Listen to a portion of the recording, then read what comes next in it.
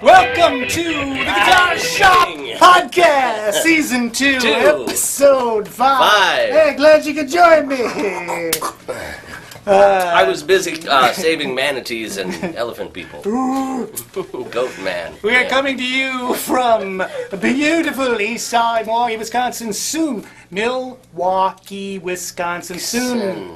Soon to be destroyed by Large Transformers manatees. in Transformers 3, which they're destroying Milwaukee in Transformers. So go to the theaters. I got fragged during the shooting of that. Yeah. You got fragged, By man. shrapnel, yes it was. Yeah. I am the owner of Wade's Guitar Shop, Wade Stark. This is my usually right-hand man sitting on my left because Dan is not here. So Dan will be here at the next podcast. yes, but you are. I am here, and you are here, and we are all together. And I'm reciting Lucy in the Sky with Diamonds at this point. But I'm Alex, manager of Wade's Guitar Shop. And he is not a manatee. I am, however, half goat man. Check us out in the iTunes Store, the Zune Marketplace, Miro, Camera 3. and the website, wadesguitarshop.com. Click on the podcast link and check out previous episodes and the notes on all the shows there. Also take notes. Also take notes and then turn them into the form of a question and send them to us at Wade's Guitar Shop at SBC Global. And you will be graded on your question. And probably harassed. We have spiritually connected with Dan Hintz, and he will be back with us very soon. Things are busy for the young lad because he's just started a new profession as a Professional manatee killer. No, medical electronic technician. He carries around Shotgun? a gas-powered prop outboard motor and hunts manatees by hand. See, this is the kind of slagging that you're going to get when you don't come to our podcast. So Dan is definitely still part of the show. He will be back soon, but we got to get him settled into his new life. As And a of course, manatee, he still does have wife and young Donovan to take care of at Shout home. out to Donnie. What's up?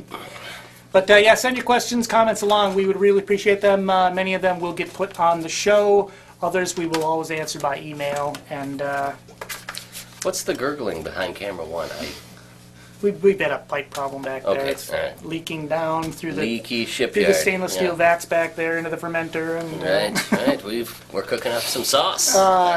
A reminder to anybody who currently lives above about the 38th parallel in the Northern Hemisphere, so that would include North Korea, China, Northern Europe, and of course any state north of about northern Alabama, that Right, just winter... watch out for communism. Oh, what were you going to say? That winter's right around the corner for the Northern Hemisphere. And so is communism. Yes. If you're not communist already, keep your eyes peeled, because this winter, I think, you probably will be. This is going to be the big year for communism And winter. And winter, yes. And I know if you're like me, you love a red and white clad communist Santa. But anyway, Old man coming. you can't sing that, lad. In the gulag with you. Well, I tell you, son, they're reds. And when they're we were big. young, there used to be this thing called communism.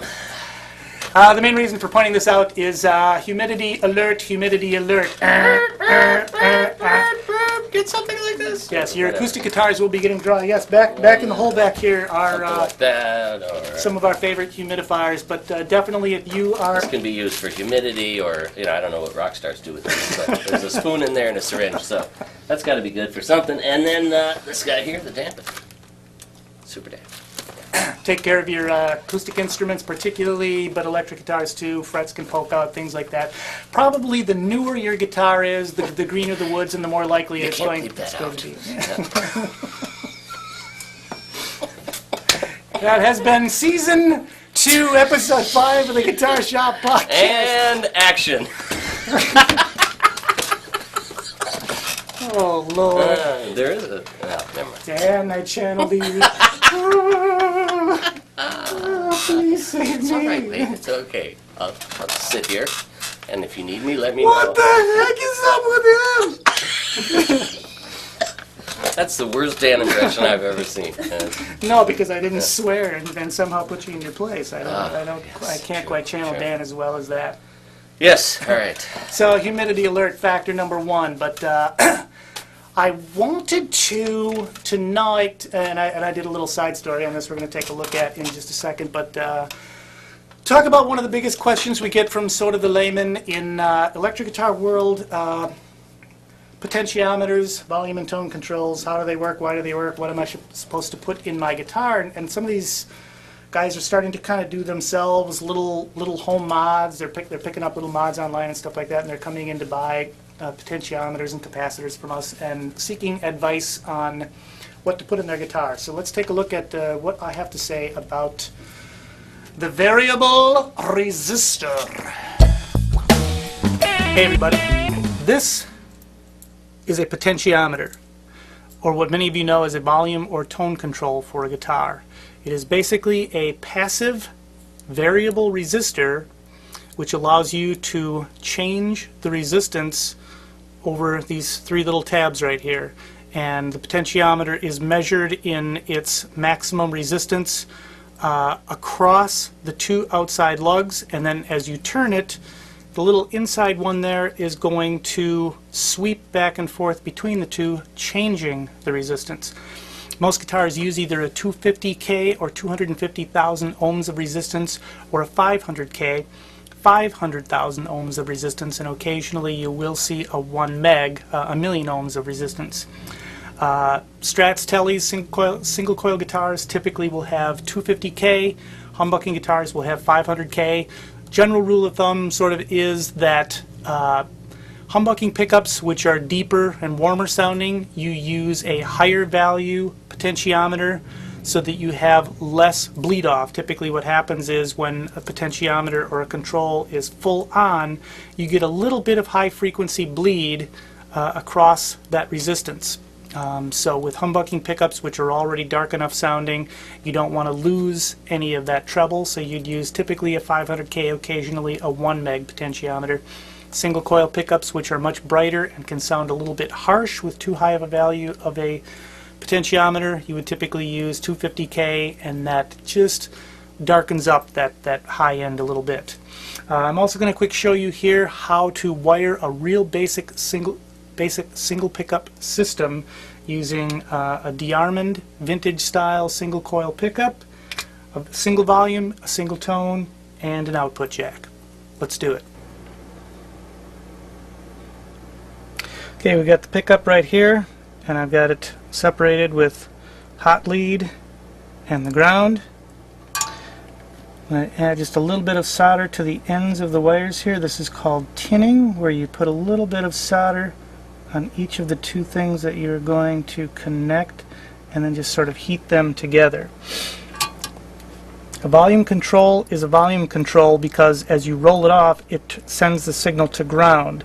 So we're going to make our ground connection here by taking this tab and bending it so it touches the casing of the potentiometer. And then we're going to solder it right onto the casing there. That's our ground connection.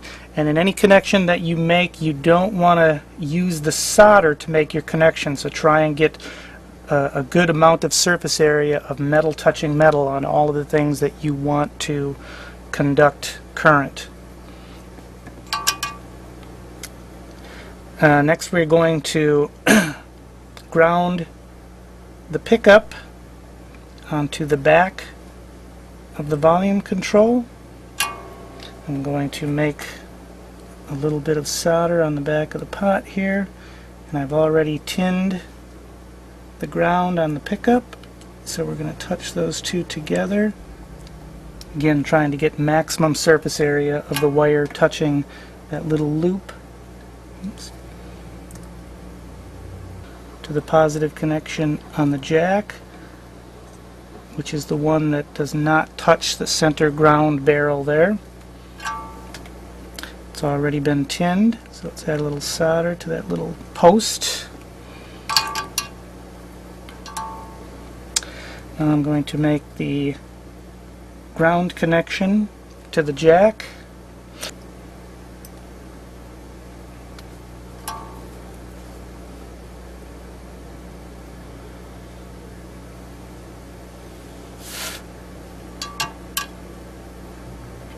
Now the positive lead from the pickup, put the pickup over here out of the way. Positive lead from the pickup is going to come in to the third or the last open lug on the volume pot. Again, maximize how much of that wire is touching. Now what will happen on this connection is, as you turn the volume on, it will connect the pickup to the center lead via that turning little center leaf in the potentiometer. As you roll it off, that center leaf, which is the output from the jack, will roll to ground. Now a tone control is the same type of potentiometer, but rather than grounding that third lug, you send signal to ground, not the whole signal, but using a capacitor, you're going to send high frequencies to ground and not allow low frequencies to be grounded.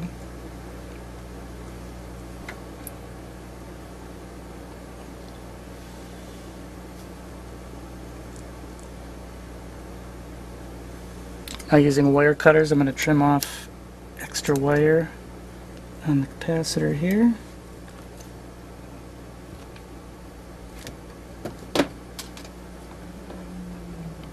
Now the last two things we need to do are to run a little jumper from the volume pot to the tone pot, and I'm going to do that by just attaching a little white lead, tin it right onto the center post.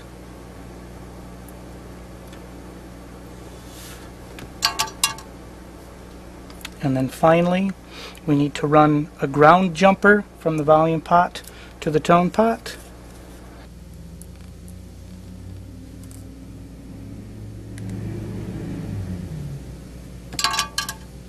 Pickup positive lead comes into the volume control here, goes out to the jack there, jumps over to the tone pot there. As you roll off the tone, it'll send high frequencies through this 0.047 microfarad capacitor to ground. Nothing goes on that third lug because when you roll it to the full on position, you don't want it to do anything other than trickle off very, very, very high frequencies across the potentiometer. So if we plug this in now,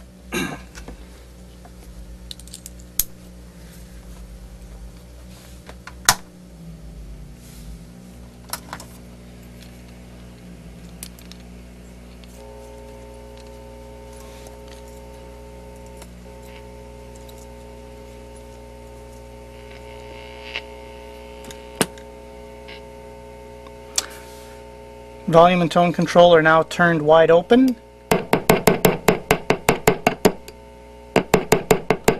Our pickup has full output. Turn the volume off. Nothing. Roll it back on. And then tone. can hear trebles have been rolled off. That's the basics of wiring a guitar using potentiometers, a capacitor, and in this case, a vintage single coil pickup. So there you go. I mean, that's a pretty basic wiring setup, single coil pickup, a fairly high output single coil pickup, and a single volume, single tone control, and an output jack. So you saw, and of course you can tell then, you know, that a potentiometer, which is a variable resistor, is not, there's not a volume one or a tone one, but it's the values that you buy and how you wire them. Of course, you saw that with the tone pot, it's a capacitor allowing high frequencies to go to ground as you roll it off, and a volume pot, everything goes to ground as you roll it off. So pretty simple, and sort of the detail, or the devil in the detail, as Alex frequently says, is the relationship between the value of the potentiometer and the overall tone on your circuit. You know, and what you'll commonly see is sort of a rule of thumb is the higher the value of potentiometer, the more it's going to allow high frequencies to stay in your chain, but often to the point of detriment. And I think the reason why back in the day Fender chose 250K potentiometers for Strats and Tellys is things were just a little too shrill on the high end. Anyway, right. Right. Yeah. So I mean, if you got a guitar like a 50s Telly that is just twangy as heck to begin with, and you throw in a little extra, you know, 4 to 8K that Don't really need the that. 250K, Yeah. right? You know, I used to play a Telly in a band, and every once in a while I would do a little soloing, and sometimes it would sort of just be so shrill. My drummer would stop in the middle of a song and go, I can't take it anymore.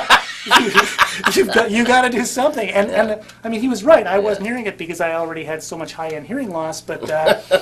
Say that. What? Yeah. I think we're in fate is just right now. Because It's the fate- cancellation it's- of it's- From the last episode. Yeah. I'd like to cheat with fries, Coke, shake, and the Sit. egg roll. Hey. So,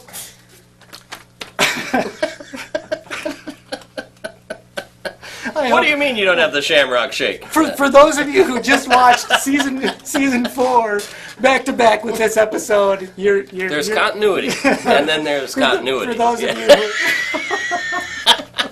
for those And then of there's you a going third back- continuity that's in a parallel universe in series with. Yeah, there's no continuity No, here whatsoever. right. So for those of you who are throwing things at your computer screen right now, we feel like you've seen this we completely understand. before. But the phase issues you just experienced are not real. Yeah, only in the digital That's it. domain. No, right. Me. I just- Yes. So for Gibson, For 500. those of you who are gripping, sorry, You're a very powerful warrior. is the mast in? Would you like to try a famous tea? No, I'll just walk around. The band episode. We're going to call this We're out of the blue control. episode. Yeah. The black and blue episode. And in come the blue tiki. All right, So so you're- you're on a desert island, and you got one potentiometer. And the volcanoes are out of phase. Is it a 250 or 500? Is the rumble coming from Mauna Lea or Mauna Lua? Camera 2 has left the building. I'd like to get a close-up of camera 3 right now. So to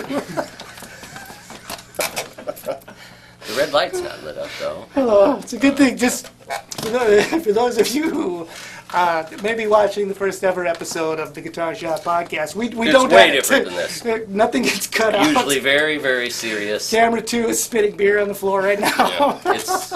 This is more of a technical show, really, Yes, than this is kind of a. we are. What are we talking about? Pots? We're channeling- We're talking tech here. We're So chan- let's get. So Dan, what do you have to? So Gibson would typically use 500K pots because humbucking pickups, being quite a bit darker sounding, will allow a little more high-end shimmer to keep the pickups from sounding too muddy.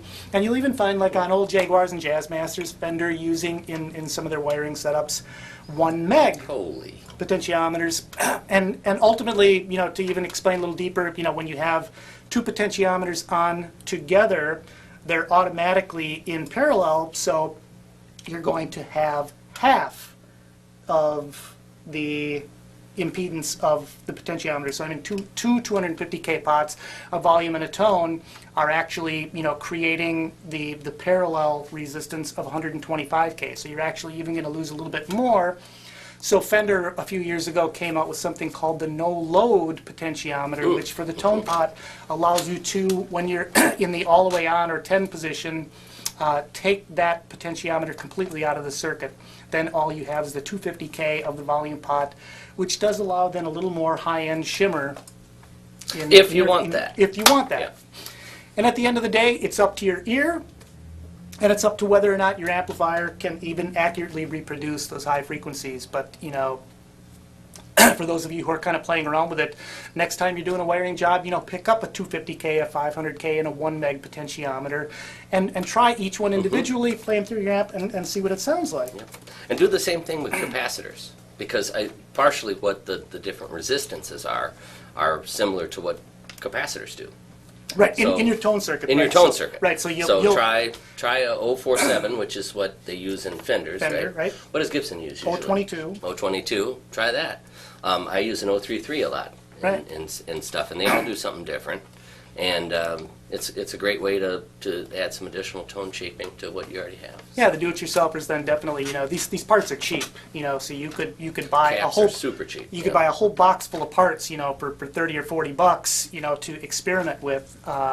And you might find that there's something that you didn't even expect, maybe combining a 500K volume pot with a 250K tone pot and a 0.1 capacitor or a 0.01 capacitor, depending on how dark you want those to get when you roll it off. These manufacturers are making these guitars, and they have to have some value of capacitor for the tone roll-off, but they don't know what amp you're going to plug it into. And Right. they, you know, so you can. That's a complete taste thing. Just because you read that, you know, so and so uses an orange drop 0.047, you know, you can use different materials and different ratings. Well, and the design of pickups too. I mean, if you go to Seymour Duncan's website, you'll find that their vast array of humbucking pickups have everything from bright, shimmery, sort of almost single coil sounding humbucking pickups To the real dark, deepest, warm, darkest yeah. mud. Yeah. So you're gonna you know, if you just use a one size fits all mentality with your caps and you're selecting all these different pickups,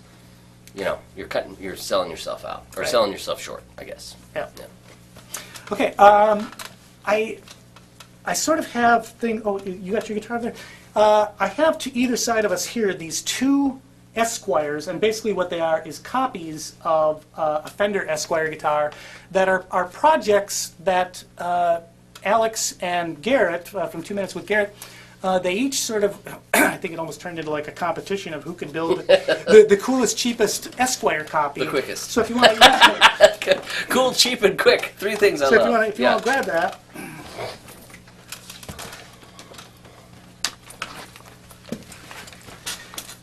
Mrs. Jones, you've got a lovely daughter. Sorry.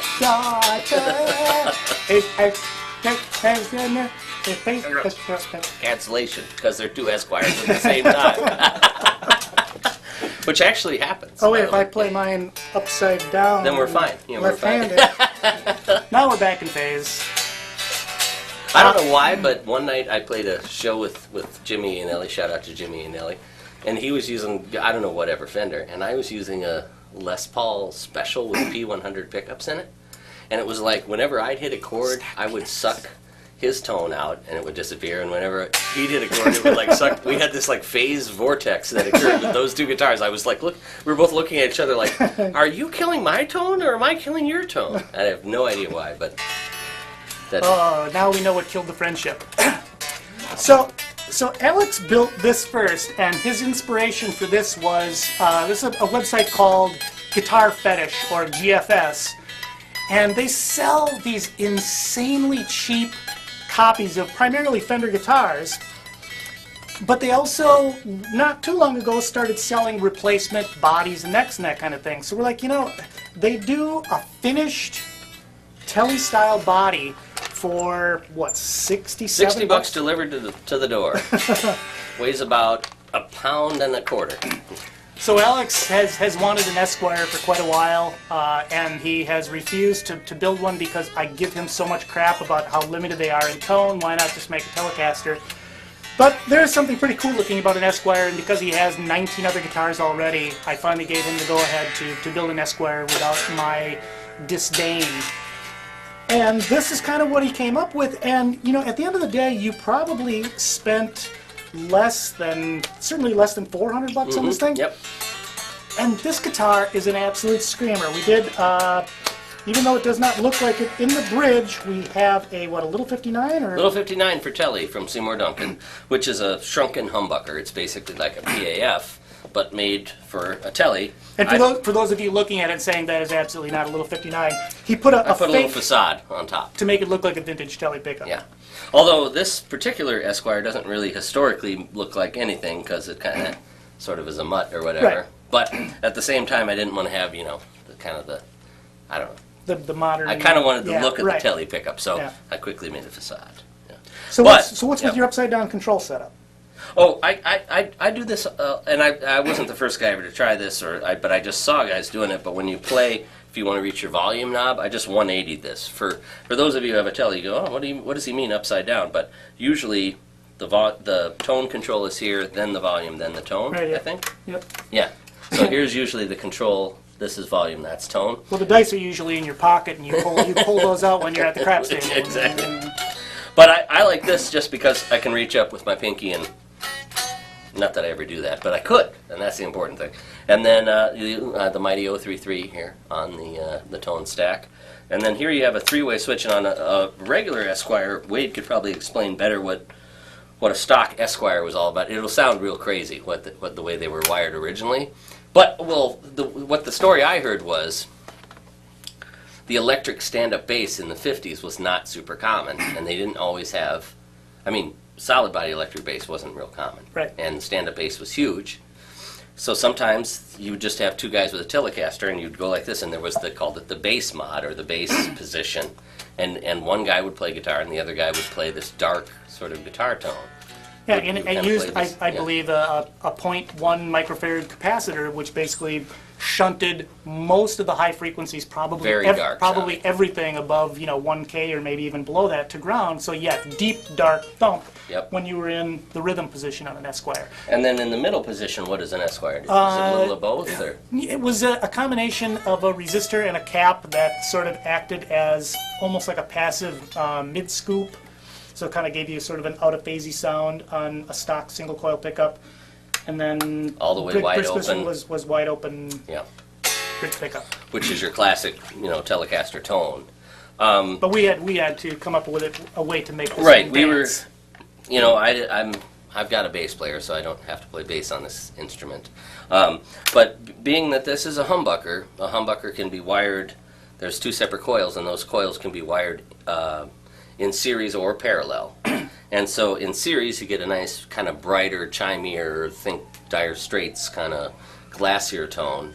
And in parallel. Right. And in series, you get that traditional beefy, So basically, in this position all the way forward, you've got your shrunken Tele version of a PAF. So very beefy, mid-rangey, a lot of rolled off highs, much darker, kind of beefier tone. And it sounds great.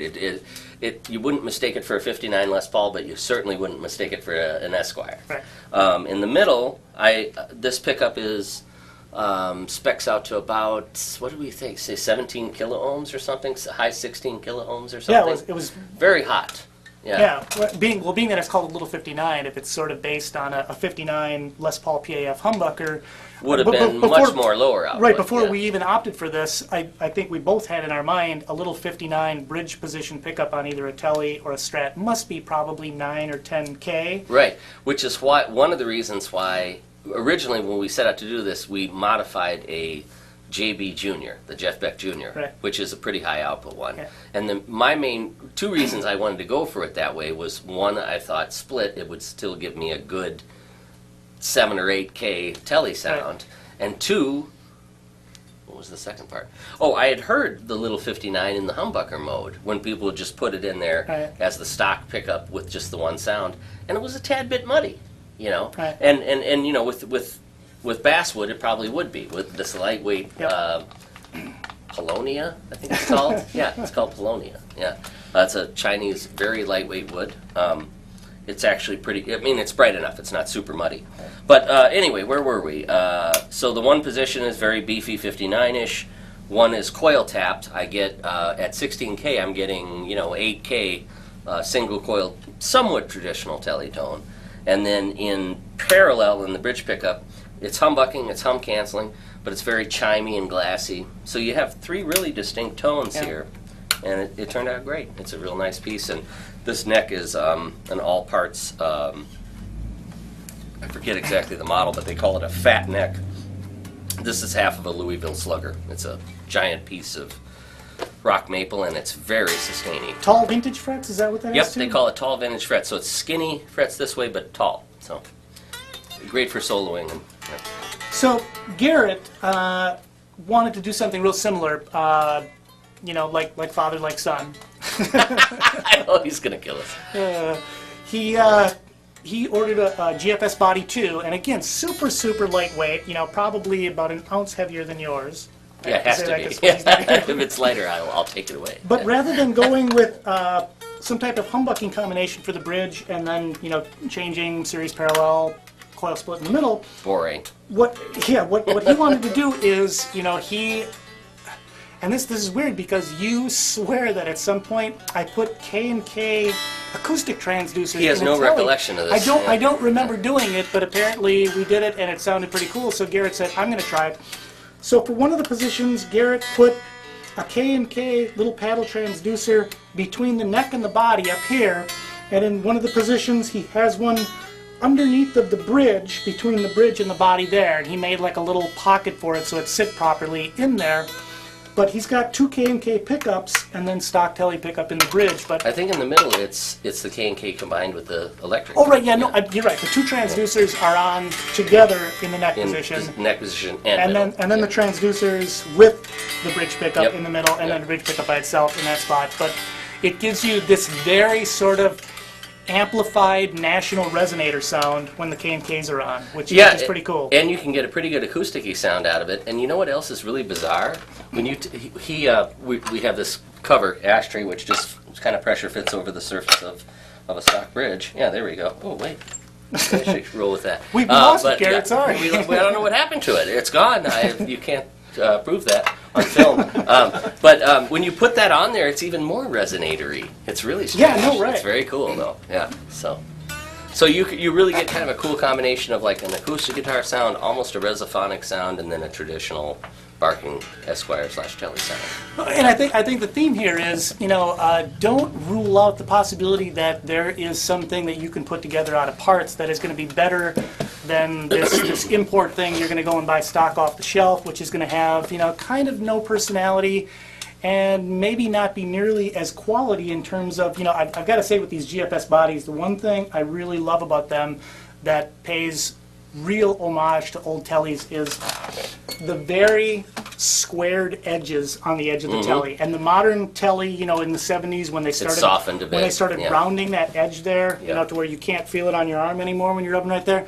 That's not a telly to me. Yeah. I love that real squared edge of the early tellies. So these GFS bodies have that, and you can build yourself a pretty kick butt project telly Esquire. For you could probably buy one of the GFSs just straight off the site, the whole guitar all together, and then just do a trick little it out a modding little. to it, right? Yeah. Take your And the- experiment with pots and potentiometers, And they're only maybe like put a better neck on it. Yeah. $250 Yeah. for Or one less. of their Yeah. complete guitars. Yeah. Do a little modding yourself, or you could just buy the whole thing, pop the neck off, order an all-parts neck, and put that on, and then you're back up into that kind of $400 area, and you have a guitar that can definitely play side by side with the American vintage reissues. Because Yeah, and you learn it's- something in the process. Yeah. Absolutely. And there's great places to source parts. Stuart McDonald, All Parts, as we mentioned. I've made a number of guitars with the All Parts necks. They're amazing. GFS has a bunch of real affordable parts across the board. And then there's other companies like Warmoth that makes, if you need a custom neck.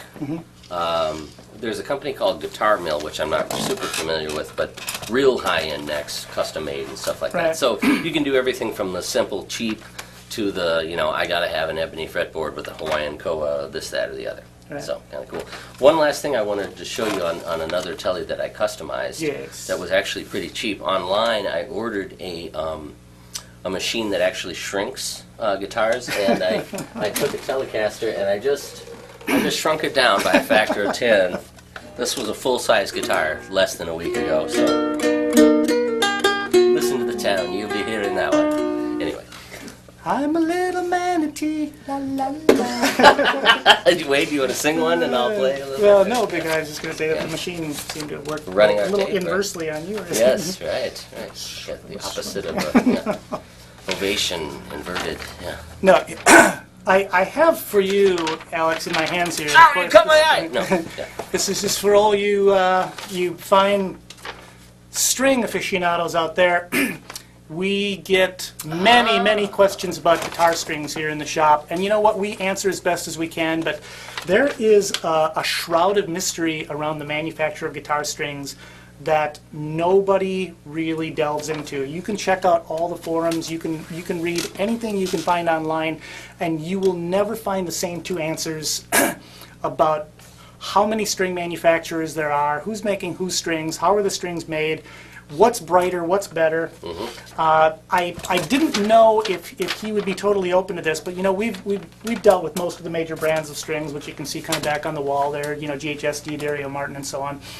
But we have a very good rapport with GHS Strings, over in Battle Creek, Michigan, kind of right across the pond, as it were. The great Mighty Mike over there, Lake Michigan. And they are some of the nicest folks. I mean, it's a big company. They do obviously manufacture many strings. It's a big company.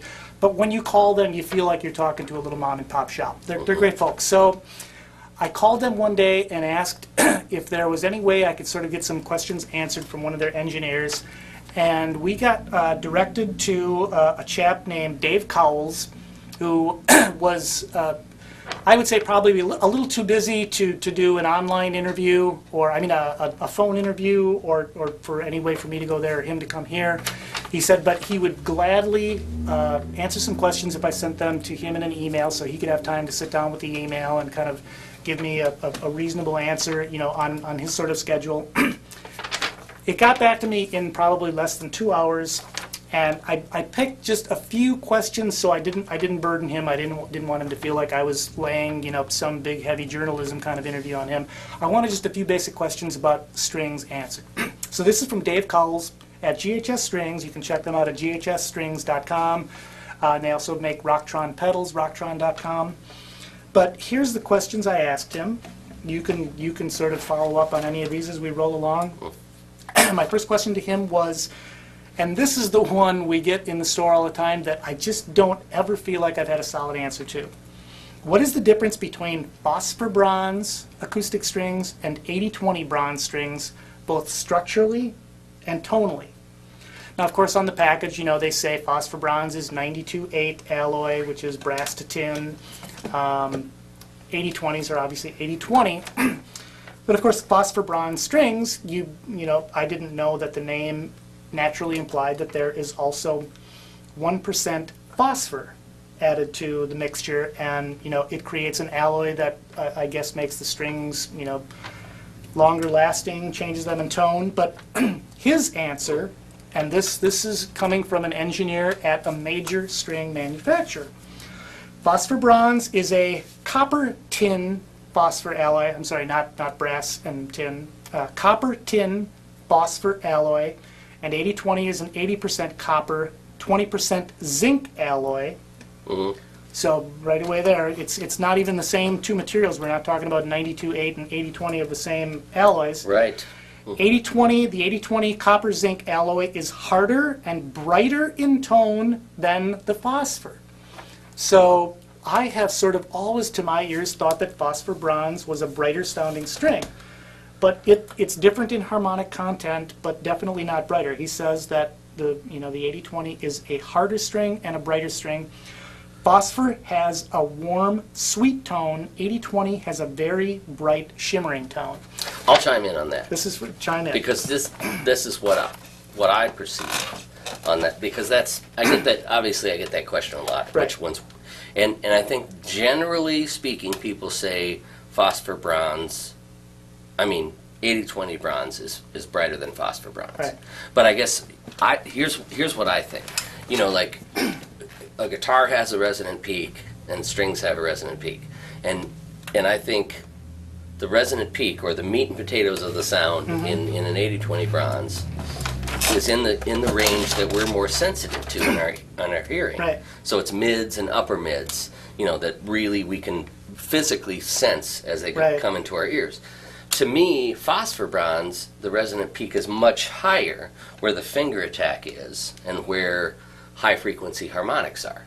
So which one's brighter? To me, it's like, I think the resonant peak is higher on phosphor bronze, which brings out the finger attack Right. and the high frequency harmonics. The 8020 brings out the mid-range, the punch, the in-your-face sound, Right. and it gives you a fattening and thickening of the upper mid frequencies. That's what I hear.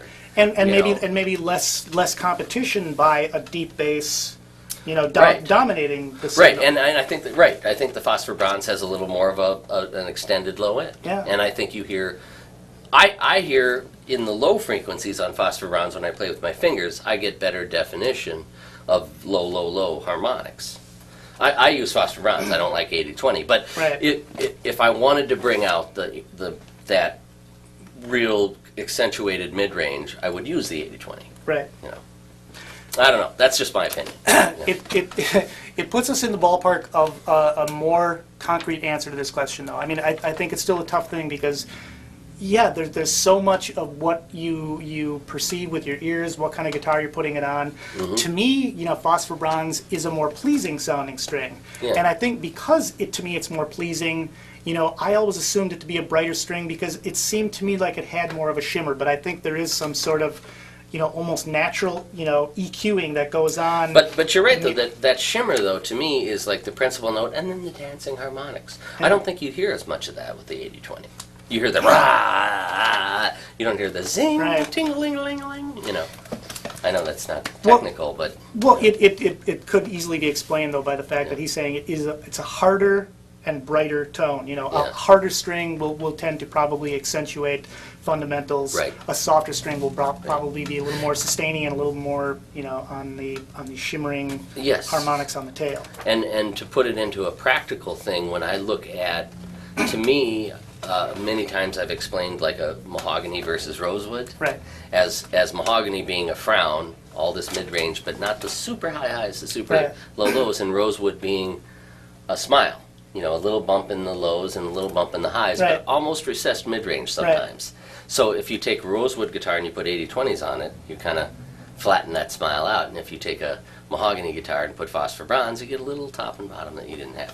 But again, sweeping generalizations, but Which we're prone to do Yeah. here on Manatee Island. Question number 2.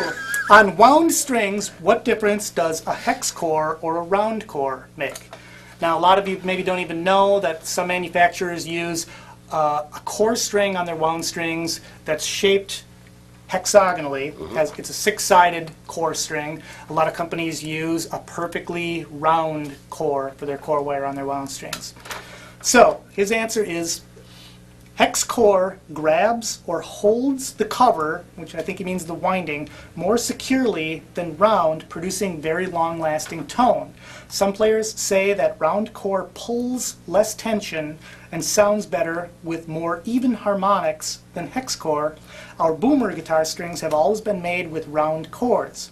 The thing with round cores is that if the winding is not secured properly to the core, the winding could loosen and the string's tone will go away fairly quick. And I think he's saying if it is not secured properly and GHS does secure it properly, and I can certainly say that I've never had an issue with GHS strings losing their tone quickly or anything like that. So Right. I mean, it seems as though they are, committed to the principle of a round core string being better for tone. And If you do it right. if the string is manufactured right, you don't need the hex core to grab the edges of those windings and kind of hold everything in place. They do make hex core though. I think GHS makes a hex series. I think they do.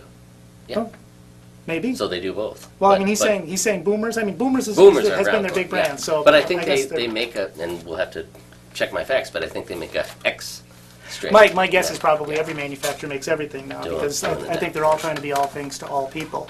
Number 3, what is the function of the colored thread wrapped on the end of a string? So GHS does that little red string wrap, like on the end of their bass boomers and stuff like Like that. on marquees and stuff? Well, not on the ball end. I'm talking about on the peg head end of the string. Oh, okay. So with blue steels, you've got that nice blue silk wrapped up there. GHS has the red string wrapped up there. I guess I have no idea. I didn't either. I thought it'd be one of those kind of things. Like, well, they do it. Yeah. Is there a reason they do it? So from the Maestro, it's mainly used for cosmetic reasons. Well, I think it's a good marketing thing because when I see red stuff on my headstock, people Right. go, "What kind of strings do you think these are?" I go, "GHS." I agree. And when you see that light blue, I go, that's "It's Markley." Yeah, right. Dean right. Markley does Fender is almost a gray. Yeah. Those are Fender strings. Yeah. I mean, he also says it also protects the instrument's tuning posts and headstock from scratches, although yeah. some will disagree with that and say that it has nothing to do with protecting the finish of an instrument. But he's saying it's primarily for cosmetic reasons, and I think that's good. Yeah, just admit it. That's your mark. Right. But no, I mean that's a legitimate thing. Yeah. Question 4, what is the most difficult type of string to manufacture? And I guess this is just one of those things that kind of jumped into my head as an obvious question to ask an engineer like this, because there are so many different strings available from every company, and I would guess a ground wound. price variant. A what? A ground wound. Let's see what he says. Contact core strings are number 1. Double ball end bass strings, number 2, and classical guitar strings, number 3. I guess that kind of makes So sense. the contact core, it makes sense to me because you have to make a perfect little tapered end to the windings before they even get to the saddle, And then the core because is only the core is separate going to from it, touch the right, saddle. So you And can't, if you did that too long or too short, it would probably affect. yeah. The, And it can't be sloppy, it can't be loose. Right. So I could easily see, Way more for those of you who complicated, don't know contact core, it's this idea that rather than let a winding wrap over the saddle of your guitar on a bass or an electric guitar, that you only let the core of the wire contact the saddle, and then the windings begin after the saddle, and this allows for a more pure and sustaining transmission of the vibration of the string passed through the saddle and into the body of the guitar. Number 5, what is the greatest innovation in string quality or manufacturing process in recent years? And his answer, and I guess this is something that, not knowing anything about string manufacturing, it makes sense, but I had no idea. The computer-controlled auto string winder. It has vastly improved string quality and consistency. I would have to agree with that because it's great to say hand wound and stuff, but what in a string you want absolutely exact winding, every wind across the entire string. Yeah, I want bulges in my Seymour Duncan Antiquities And in my blue scratch jeans pickups. in the right spot, but not in the sorry. We're gonna edit that out. Yeah. But I don't want imperfections in my strings, right? Yeah, so, exactly. Robots build better cars, And probably better for those of strings. you, it's a touchy thing to say, but robots, really have, Oh boy, the computer letters control things, from the UAW are going to come in now. Yeah. all the guitar manufacturers are using CNC machines to cut their bodies and everything too. Don't anybody think that there's any company out there who's not using computer But just try to controlled build something. that archtop Gretsch we showed you in the last episode. Yes. Episode 4. Season With 2, the episode robot. 4. I'd like to see a robot build that. Yeah. And lastly, number 6, without burdening him too much, I thought I'd make the last one kind of fun. Does GHS manufacture strings for other companies? Little tender question. And how many actual string manufacturers are in existence? And here's one of those ones where we get people who say, there's only Those three. are so much better than. Well, there's only 3 companies in the whole world making strings. So Right. Diodario is made by GHS, and GHS is made by Martin. And, Granny Balls made by. Right. So he said, yes, GHS does manufacture strings for many private label customers, and he believes there are 5 major string manufacturers in the world. Yeah. But he didn't say what they were. Well, let's see. I've got, I don't know, 20 different brands back there. So, yeah. Well, we do know that like a company like Elixir is not a string manufacturer. They're a value-added company. So they're the Gore-Tex part. right. So they're purchasing strings from somebody and coating them.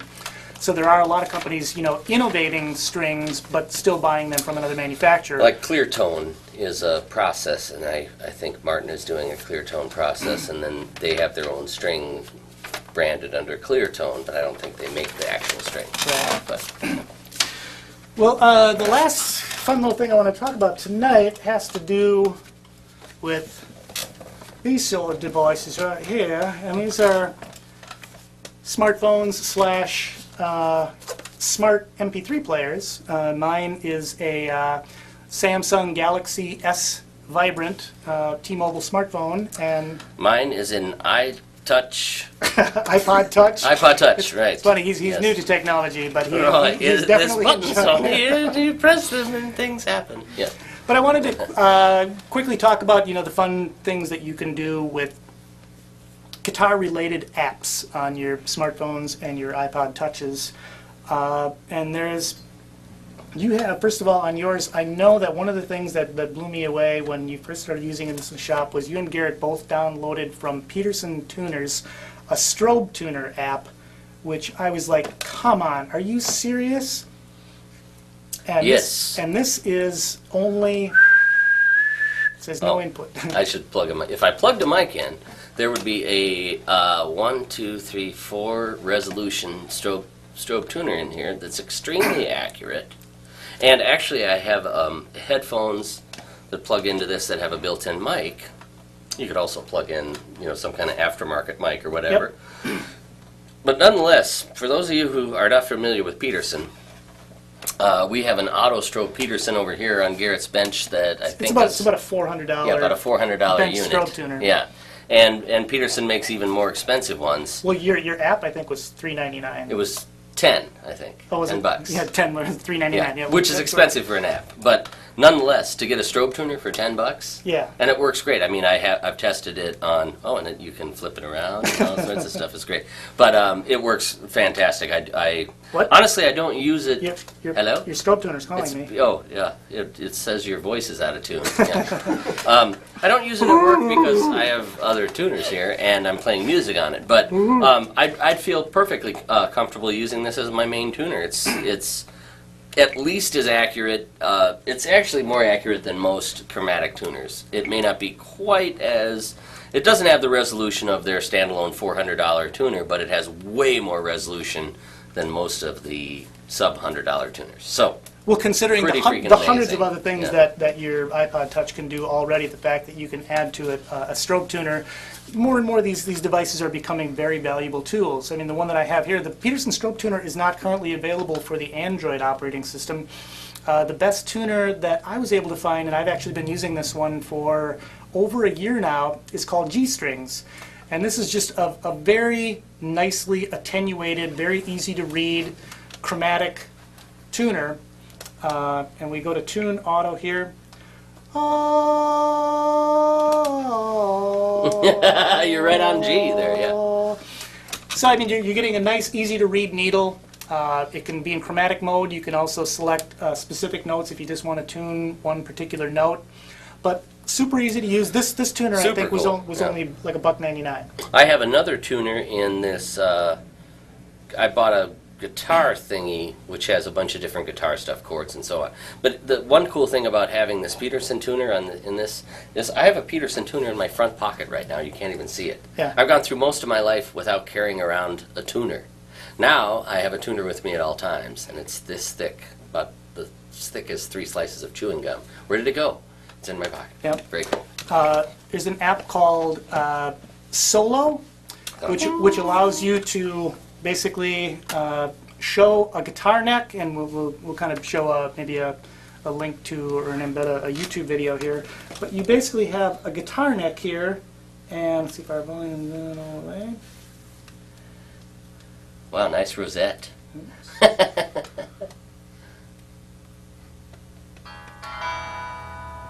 I hear the train coming round the bend.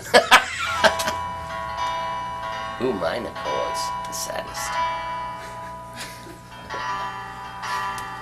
You'll never know how much I care. Hotel California.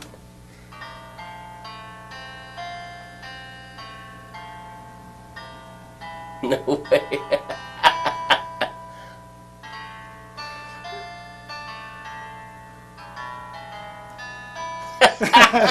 On a dark desert highway. Yeah, I mean it's pretty darn clever stuff. And from a technical standpoint too, there's another one that I have called Ohms, which I just saw right now. I totally forgot that I had. Yeah. And this basically allows you to determine the value of resistors. By simply looking at a little colors. animated resistor here, and then selecting the colored rings that you have on the resistor there, and then it will tell you what the value of your resistor is. So 4 bands, silver, green. That is way too cool. 0.45 ohms, plus or minus 10%. You know, it's absolutely amazing the stuff you can get on here. I mean, this is all guitar related. There's all kinds of fun stuff. I have a level built on here, a metal detector, but the guitar related stuff, you know, some of it's pretty gimmicky, but if you get the ones that are, if you think of them, I think, as treating them like a tool, you know, that's something that's going to be cool or useful. The stuff that seems kind of gimmicky, it gets old pretty quick. Apparently, I'm playing Hey Soul Sister.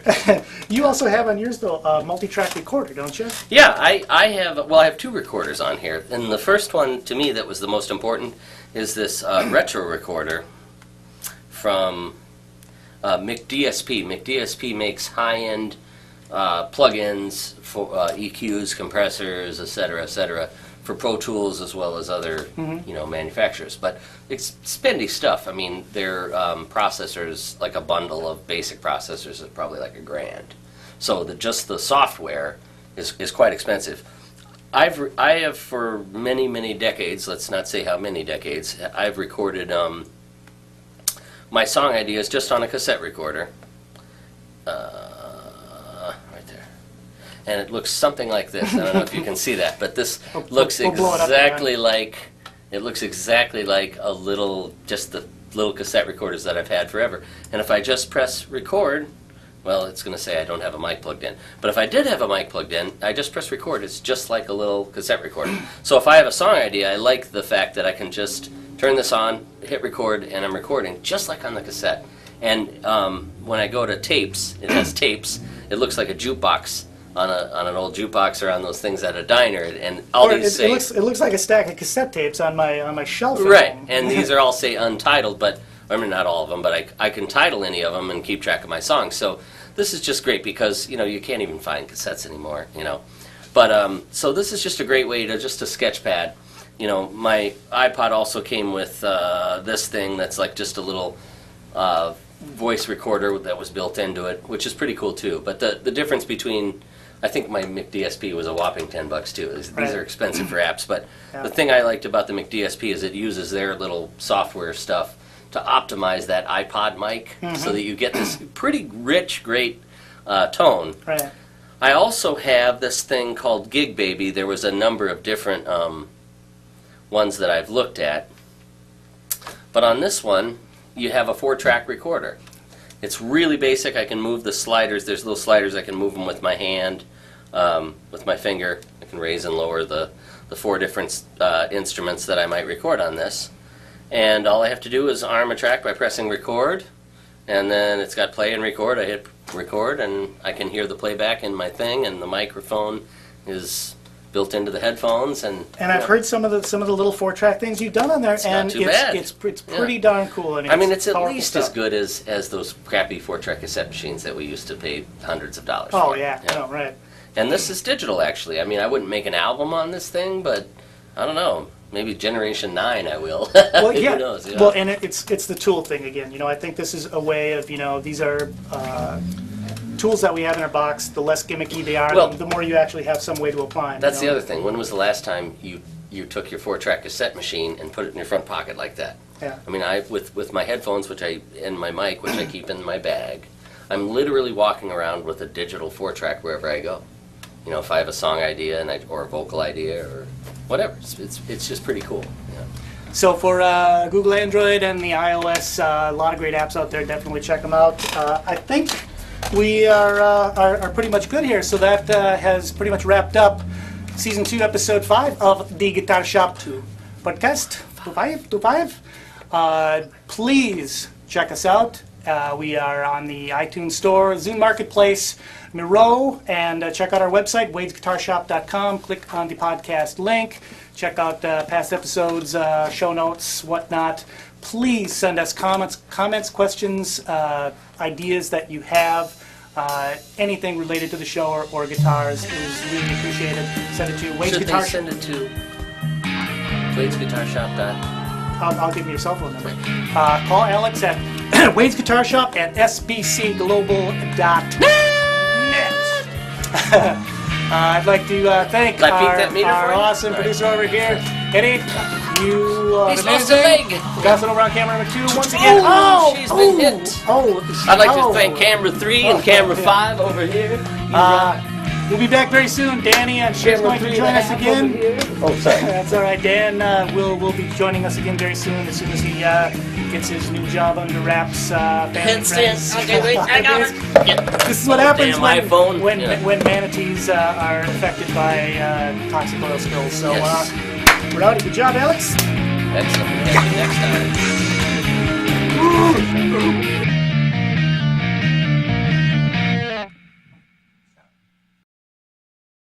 Manatee. It's hardly ever heard, and mostly what I... Is that John?